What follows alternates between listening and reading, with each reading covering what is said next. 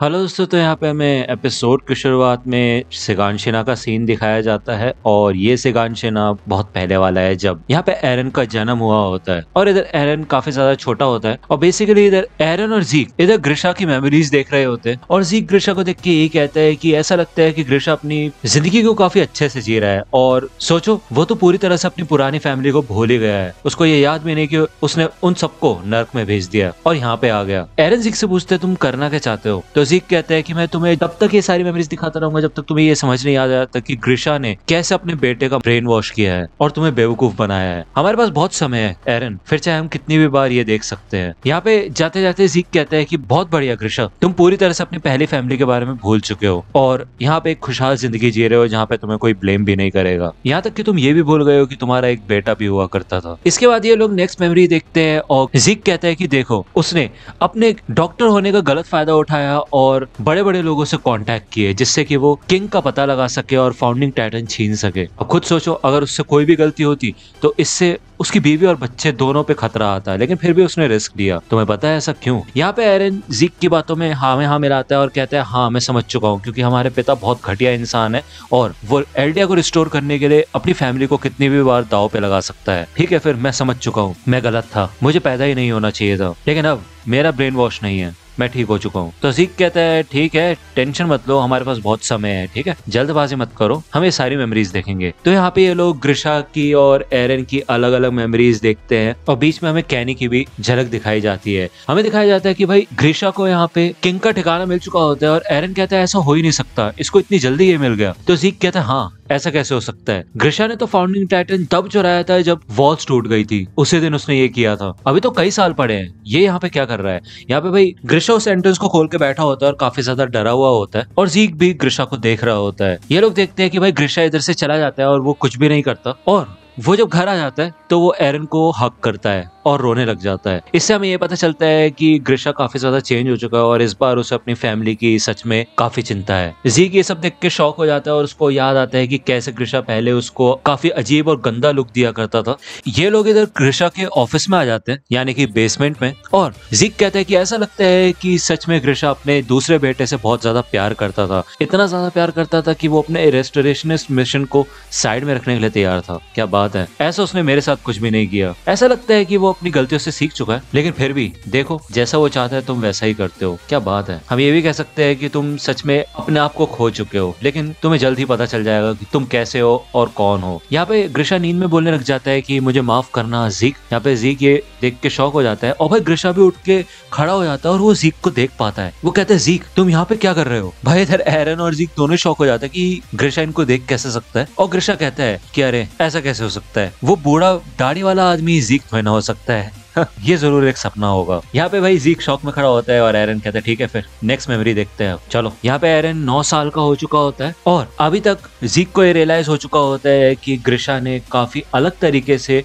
एरन को पाल पोस के बड़ा किया है और ग्रिशा ने एरन को बिल्कुल भी ब्रेन वॉश नहीं किया था। तो एरन कहता है मैंने कहा था ये सब बेकार है, हमें इतने सालों की मेमोरीज को बैठ के देखने की जरूरत नहीं है। तो जीक पूछता है फिर तुमने मुझे धोखा क्यों दिया? ग्रिशा ने तो तुम्हें कुछ भी नहीं बोला, बस उसने तुम्हें अपना टाइटन दे दिया और तुम बस आगे चल के लड़ते रहे, ऐसा क्यों बताओगे मुझे? एरन तुमने मेरे प्लान में मेरा साथ क्यों नहीं दिया, और वैसे भी अगर तुम्हें फाउंडर मिल भी जाता तो तुम करते क्या प्लान था तुम्हारा? एरन बताता है कि जब से मैं पैदा हुआ था बचपन से ही मैं ऐसा ही हूँ। यहाँ पे ये लोग वो वाली मेमोरी देखते हैं जब एरन ने मिकासा को बचाया होता है और उन किडनैपर्स को मार दिया होता है। एरन कहता है ऐसा लगता है कि तुम्हें ये लग रहा था कि हम दोनों एक जैसे हैं, लेकिन नहीं, तुम गलत हो। अगर कोई मुझसे मेरी आजादी छीनने की कोशिश करता है तो मैं उसकी आजादी छीनने में बिल्कुल भी हिचकिचाता नहीं। ऐसा इसलिए नहीं है कि हमारे पिता ने ऐसा कहा था, मैं बचपन से ही ऐसा हूँ। तो जीक कहता है अच्छा बचपन से ही ऐसे हो। एरन कहता है हाँ, तो अगर तुम सोच रहे थे कि मेरे छोटे भाई पे काफी ज्यादा दिक्कतें हैं और उसके साथ बहुत बुरा सलूक हुआ था, तो ऐसा कुछ नहीं है और ना ही मैं तुम्हारा कोई ऐसा छोटा भाई हो जिसको तुम्हारी तरह ब्रेन वॉश किया गया हो। मुझे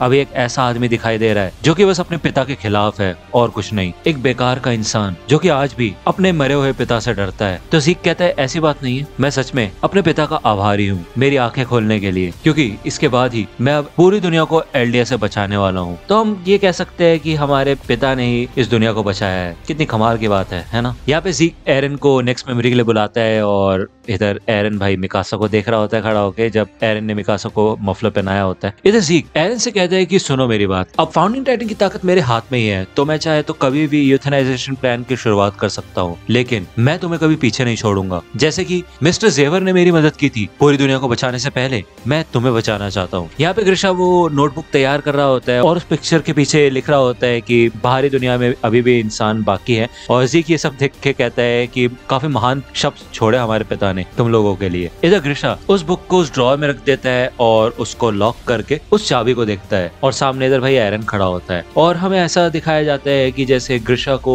कहीं ना कहीं एरन दिख रहा है। इसके बाद हमें दिखाया जाता है कि एरन और मिकासा लकड़ी लेके आए होते हैं, और ये सीन आपने सीजन 1 के एपिसोड 1 में देखा होगा। इधर मिकासा फैमिली को बता देती है कि एरन स्काउट रेजिमेंट को ज्वाइन करने के बारे में बात कर रहा था, और उसकी मॉम काफी ज्यादा चिंता में हो जाती है कि तुम ऐसा कैसे कर सकते हो, तुम्हें पता है ना जो भी लोग बाहर जाते हैं वो जिंदा बच के वापस नहीं आते। तो यहाँ पे ग्रिशा एरन से पूछता है कि तुम बाहर क्यों जाना चाहते हो, तो एरन कहता है कि मैं जानना चाहता हूँ कि दीवारों के बाहर क्या है, मैं पूरी जिंदगी इन दीवारों में कैद होकर नहीं रह सकता। तो ग्रिशा कहता है ठीक है, फिर मेरे को काम पे जाना है, शिप निकलने वाली होगी, मैं निकलता हूँ। यहाँ पे कार्ला ग्रिशा से बोलती है कि तुम मुझसे कुछ बोलो तो सही, डांटो वाटो उसको। तो ग्रिशा कहता है कि नहीं, हम क्यूरियोसिटी का कुछ नहीं कर सकते, उसको जानने की इच्छा है, तो मैं उसको बोल के कुछ नहीं कर सकता। तो ठीक है फिर एरन, जब मैं वापस आऊंगा तो मैं तुम्हें अपना बेसमेंट दिखाऊंगा, वहां पे मैंने एक सीक्रेट रखा है। इधर भाई ग्रिशा कंटिन्यूअसली बड़े वाले एरन को देख रहा होता है और ये सारी लाइंस बोल रहा होता है, और एरन भी ग्रिशा को ही देख रहा होता है, यानी कि दोनों एरन। इधर ग्रिशा किंग के बेस पे आ जाता है फाइनली, और जब वो नीचे आता है तो इधर पूरी की पूरी रॉयल फैमिली होती है। ग्रिशा इनके पास आता है और कहता है कि मैं दीवारों के बाहर से आया हूँ और मैं भी एक एल्डियन ही हूँ, बिल्कुल तुम लोगों की तरह मैं भी सब्जेक्ट ऑफ इमेर हूँ। यहाँ पे ग्रिशा फ्रीडा से बोलता है कि आप प्लीज सारे के सारे टाइटन्स को रोक दीजिए जो कि दीवारों पे हमला करने वाले हैं, इससे पहले कि मेरी बीवी और बच्चों पे कोई भी खतरा है या फिर इन दीवारों में रहने वाले लोगों को खा लिया जाए, तो प्लीज कुछ कीजिए। इधर भाई आप लोगों को पता ही होता है कि फ्रीडा फर्स्ट किंग की बात ही मानेगी, वाओ टू रेनॉस वॉर, और इधर अब फ्रीडा के अंदर फिर से पहला किंग आ जाता है और वो कहता है हमें अपने पापों से भागना नहीं चाहिए, समय आ चुका है कि सब्जेक्ट्स ऑफ इमेर को उनकी सजा मिले। ये टाइटन की ताकतवर शक्तियां कमजोर इंसान नहीं संभाल सकते, इंसान काफी कमजोर है टाइटन्स के सामने। जब मैंने अपने आंखों के सामने टाइटन वॉर देखी थी तो मेरी आंखें खुल गई, और मुझे उस समय ये समझ आ गया था कि टाइटन की ताकतों को लोगों के हाथों से दूर रखना चाहिए, क्योंकि अगर फाउंडिंग टाइटन की ताकत दोबारा से किसी कमजोर के हाथ में पड़ गई तो ये दुनिया फिर से नर्क बन जाएगी। तो इसलिए दुनिया को बचाने के लिए हमें अपने पापों को मानना होगा, यही एक तरीका है जीने का। तो ज़ीक कहता है वैसे ये बंदी बात तो सही कह रही है, लेकिन दुख की बात है कि इस फैमिली को ग्रिशा भी थोड़ी देर में ही खत्म कर देगा। तो बताओ एरन, तुमने कहा था तुमने ये मेमोरी पहले देखी है ना, और इस मेमोरी को देखने के बाद तुमने हमारे पिता से कोई उम्मीद नहीं थी, या फिर वो भी तुमने झूठी बोला था। और भाई यहाँ पे ज़ीक तो एरन को देख के शौक हो जाता है, क्योंकि एरन ने भाई शक्ल ऐसी बना रखी होती है। इधर ग्रिशा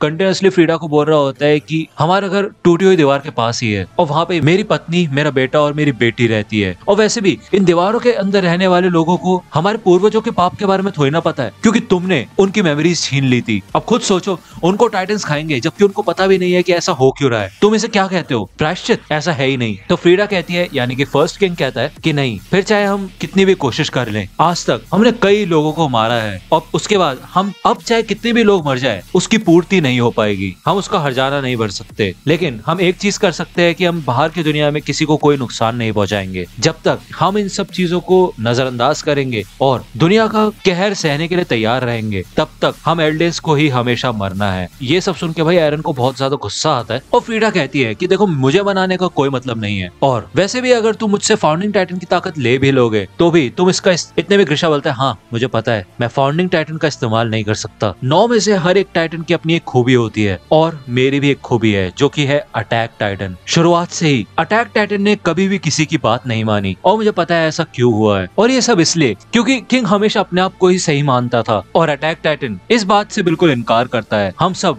बस इसी मेमोरी पे आके रुक जाते हैं, सिर्फ इस एक मेमोरी पे, इससे आगे हम कुछ भी नहीं देख पाते, क्योंकि अटैक टाइटन अपने फ्यूचर इनहेरिटर्स की मेमोरी देख सकता है। यानी कि दोस्तों, आज तक जितने भी अटैक टाइटन हमने देखे हैं, जो कि है एरन क्रूगर, ग्रिशा येगर और एरन येगर, ये तीनों की तीनों के पास अटैक टाइटन रह चुका है। तो आपने ये देखा होगा कि क्रूगर के पास भी अटैक टाइटन था, यानी कि उसको पहले से ही पता था कि आगे चल के ग्रिशा को अटैक टाइटन मिलेगा और उसके बाद एरन को अटैक टाइटन मिलेगा। इस वजह से ही क्रूगर ने ग्रिशा को वॉल्स के अंदर जाके शादी करने के लिए बोला था, क्योंकि क्योंकि उसे पता था कि वो अपने बेटे को ही टाइटन देगा, है ना। और इसी वजह से वो एरन और मिकासा को भी जानता था। और ग्रिशा की बात करें तो ग्रिशा को भी ये पता था कि उसको आगे चल के एरन को ही अपना टाइटन देना है। ग्रिशा कहता है तो दूसरे शब्दों में कहा जाए तो मैं फ्यूचर देख सकता हूँ। ये देख के भाई फर्स्ट किंग शॉक हो जाता है और ज़ीक भी कहता है क्या भविष्य, मतलब एरन ये कहना क्या चाहता है। तो फ्रीडा कहती है अच्छा अटैक टाइटन की खूबी, मैंने इसके बारे में कभी नहीं सुना। तो ग्रिशा कहता है हाँ मुझे ये बात पता है कि तुम्हें इसके बारे में नहीं पता है क्योंकि तुम रॉयल फैमिली का एक पार्ट हो और किंग की पहले इच्छा की वजह से तुम फाउंडिंग टाइटन की ताकत का पूरी तरह से इस्तेमाल भी नहीं कर सकती। और अब आगे क्या होगा, मैं फाउंडिंग टाइटन को खा लूंगा और यहीं पे रॉयल फैमिली खत्म हो जाएगी, जिसके बाद फाउंडिंग टाइटन आगे कभी भी किसी रॉयल ब्लड के पास नहीं जाएगा। फ्यूचर पहले से ही सेट हो रखा है। यहाँ पे भाई ग्रिशा अपनी जेब में से चाकू निकालता है और फ्रीडा अपनी फैमिली को पीछे भेज देती है। इधर ग्रिशा रेडी हो जाता है ट्रांसफॉर्म होने के लिए, लेकिन वो ये नाइफ नीचे गिरा देता है। इधर फ्रीडा भी ट्रांसफॉर्म नहीं होती और ग्रिशा नीचे बैठ जाता है और वो कहता है कि मैं ऐसा नहीं कर सकता, मैं बच्चों को नहीं मार सकता, मैं एक डॉक्टर हूँ जो कि लोगों की जिंदगी बचाता है, मैं ऐसा कैसे कर सकता हूँ। तो ज़ीक कहता है कि ऐसा हो ही नहीं सकता, ग्रिशा ने फाउंडिंग टाइटन को छीन लिया था और पूरी की पूरी रॉयल फैमिली को खत्म कर दिया था, ऐसा होना ही है, पास्ट बदल तो ही ना सकता है। इधर फ्रीडा की फैमिली यानी कि रॉड राइस और उसके बच्चे वगैरह सब बोलते हैं कि बहन फ्रीडा प्लीज उस आदमी को मार दो, हम फाउंडिंग टाइटन को खो नहीं सकते, ये हमारा पैराडाइज आइलैंड खत्म करने आया, मारो इसे मारो। इधर एरन ग्रिशा से बोलता है क्या कर रहे हो डैड, उठ जाओ, आप भूल गए क्या यहाँ पे क्यों आए थे, आप याद नहीं, आप अपनी छोटी बहन का बदला लेने आए थे जिसको कुत्तों ने खा लिया था, अपने रेस्टोरेशनिस्ट डायना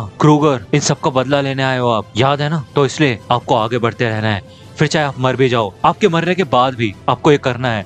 यहाँ पे भाई ग्रिशा फाइनली वो नाइफ उठा लेता है और एरन कहता है ये स्टोरी आपने शुरू की थी है कि नहीं। तो यहाँ पे भाई ग्रिशा फाइनली अपने हाथ में चाकू मारता है और ट्रांसफॉर्म हो जाता है। इसके बाद की स्टोरी आप लोगों को पता ही है और यहाँ पे हमें एक सीन दिखाया जाता है जहाँ पे एरन हिस्टोरिया के हाथ को किस करता है, जिसके बाद उसको बहुत सारी चीजें दिखी होती है, बट वो अभी हम नहीं देखेंगे, ठीक है ना। यहाँ पे हमें थोड़ी देर बाद का सीन दिखाया जाता है और ग्रिशा ने रॉयल फैमिली को खत्म कर दिया होता है पूरी तरह से, सिर्फ रॉड राइस बचा होता है। यहाँ पे ग्रिशा भाई उस बेस से बाहर आ चुका होता है और अपनी टाइटन बॉडी से बाहर निकल चुका होता है और वो थोड़ा पागल से ही हो जाता है। वो कहता है मैंने उनको मार दिया, मैंने बच्चों को भी कुचल के रख दिया अपने खुद के हाथों से, एरन मैंने राइस फैमिली को मार दिया, बस उनके पिता को छोड़ दिया, अब तो खुश हो ना, तुम यही चाहते थे ना, तुम क्या ऐसा करके एल्डिया बच जाएगा पक्का, तुमने मुझे सारी चीजें क्यों नहीं दिखाई, वॉल्स तबाह हो गई थी जिस दिन वो सब होगा, कार्ला सेफ है या नहीं, क्या इसके अलावा हमारे पास और कोई चारा नहीं था क्या एरन, तुम यही हो है कि नहीं। ज़ीक इधर ज़ीक शॉक में खड़ा होता है और भाई ग्रिशा ज़ीक से बोलता है कि अब इस पॉइंट के बाद जो तुम चाहते थे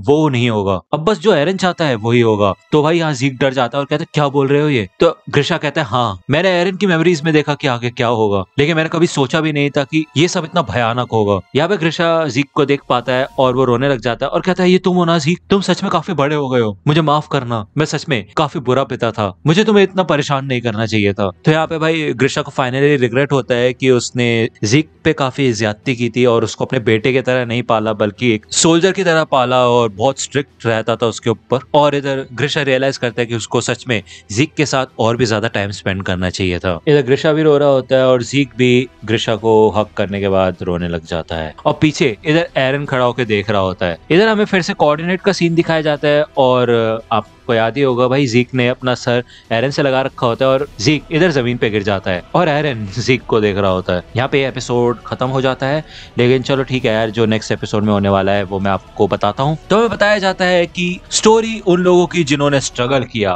फाइट किया और आगे बढ़ते रहे। लेकिन क्या कभी आपने सोचा कि ये स्टोरी शुरू किसने की? तो भाई अब नेक्स्ट एपिसोड में मोस्ट प्रोबेबली हमको यार एमिर की स्टोरी दिखाई जाएगी, एमिर की, किंग फ्रिट्ज की, कि क्या क्या हुआ था, कैसे कैसे एमिर को ये फाउंडिंग मतलब टाइटंस की ताकत मिली, ये शुरू कैसे हुआ, ये सब कुछ यार नेक्स्ट एपिसोड होने वाला कमाल का। सच में ये मेमोरीज यहाँ पे अब ऑलमोस्ट खत्म है, ये हमें बस दिखाया जाएगा एमिर का पार्ट और उसके बाद आप जो चाहते हो, जिस चीज का आप वेट कर रहे हो, मुझे पता है, लिख दो वो कमेंट में, ठीक है ना, मेरे को पता है किस चीज का वेट कर रहे हो, वो शुरू हो जाएगा, ठीक है ना। और गाइस अगर आप ये एपिसोड देखना चाहते हैं तो आप मेरे टेलीग्राम को ज्वाइन कर सकते हैं, आपको लिंक डिस्क्रिप्शन में मिल जाएगी, लेकिन प्लीज यार वहाँ के कुछ रूल्स है, वहाँ पे आप अब्यूजिव वर्ड यूज मत कीजिएगा या फिर प्रमोशन नहीं अलाउड है, तो प्लीज ये चीज ध्यान रखना। तो दोस्तों आज की वीडियो के लिए सिर्फ इतना ही। आई होप कि आपको ये वीडियो पसंद आई होगी। अगर आपको ये वीडियो पसंद आई हो तो प्लीज लाइक कीजिए, अपने दोस्तों के साथ शेयर कीजिए और मेरे चैनल को सब्सक्राइब करना मत भूलेगा। और अगर आप मुझे कांटेक्ट करना चाहते हैं तो आप मुझे इंस्टाग्राम पे कांटेक्ट कर सकते हैं,